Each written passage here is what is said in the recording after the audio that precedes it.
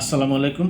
Sports talk by Mallick YouTube channel থেকে আরও একবার সুস্বাগতম জানাচ্ছি আপনাদেরকে। স্পোর্টস লাভার ভাই বোনেরা, আপনারা জানেন ক্রিকেট খেলা দেখে আসছেন, দেখছেন, আমরাও দীর্ঘদিন দেখছি, কিন্তু কি ঘটতে যাচ্ছে? ওয়েস্ট ইন্ডিজ দুইবারের বিশ্ব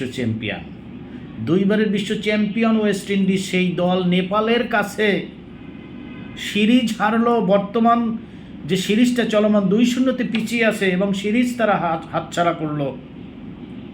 প্রথম ম্যাচটা ধরে নিলাম একটা অঘটন ঘটল, ওয়েস্ট ইন্ডিজ নেপালের কাছে হারলো।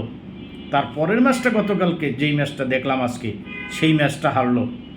তার মানে 2-0 তারা সিরিজ হারলো। সামনের ম্যাচও দেখা যাবে ভয়াবহ অবস্থা, হেরে যাবে। কে?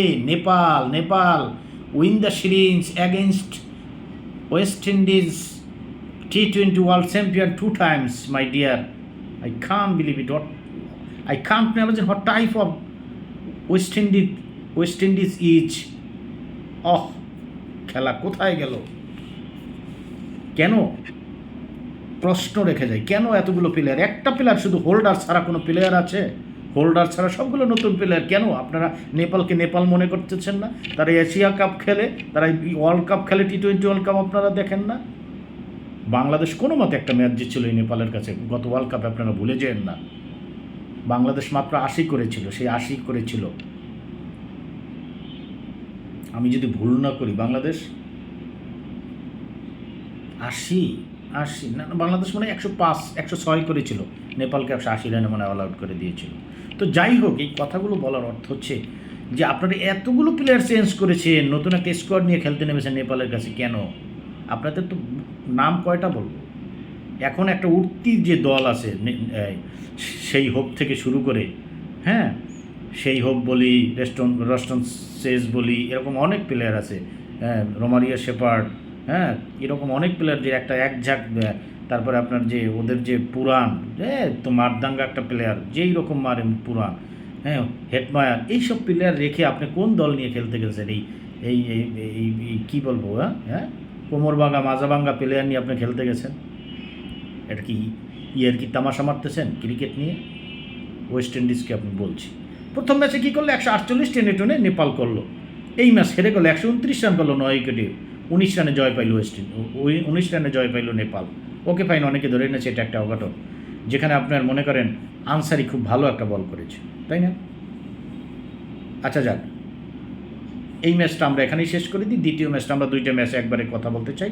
173 করলো, 173 করলো নেপাল। আমি বলেছিলাম বড় স্কোর হবে, 6 উইকেটে 173 করলো। মাত্র 83 রানে অল আউট করে দিল ওয়েস্ট ইন্ডিজকে। কত রানে?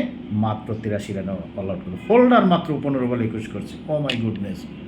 আসিফ, তিনি 47 বলে করছে 68, 8টা 4, 2টা 6 মেরেছে। আর জোড়া 35 বলে 63, ফ্যান্টাস্টিক ইনিংস। কী করছে? 39 বলে 63 করছে, 3টা 4 আর 5টা 6, অর্থাৎ 6-এর সংখ্যা বেশি, 5টা 6 মেরেছে।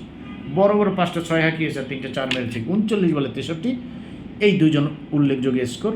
যেখানে আপনার আনসারি 24 রানে 4টা উইকেট পেয়েছে, অত্যন্ত ভালো বল করেছে। আর বুটের 16 রানে 3 উইকেট পেয়েছে। এই 7টা উইকেট 2জনে পেয়েছে, উল্লেখযোগ্য বলার আর উল্লেখযোগ্য স্কোরার 2জন।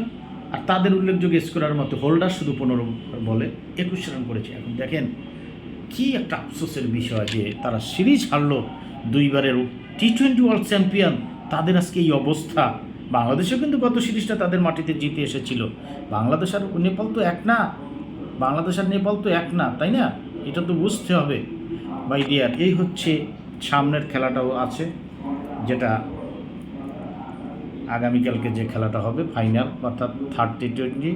জানি না কী হয়, আমার তো মনে হয় যে কাপাকাপি শুরু হয়ে গেছে ওয়েস্ট ইন্ডিজের, এই ম্যাচটাও হেরে বসবে।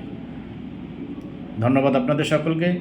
প্রিয় স্পোর্টস লাভার ভাই বোনের, আপনাদের কাছে এতটুকু অনুরোধ করবো, আমার ইউটিউব চ্যানেলটা সাবস্ক্রাইব করে দেবেন। আপনারা সাবস্ক্রাইব করে দিলে আমি ভালো ভালো ভিডিও তৈরি করার চেষ্টা করব, ইনশাল্লাহ গুরুত্বপূর্ণ কথাগুলো তুলে ধরার চেষ্টা করব। ততক্ষণ পর্যন্ত ভালো থাকুন। আসসালামু আলাইকুম ওয়া রাহমাতুল্লাহি ওয়া বারাকাতুহু।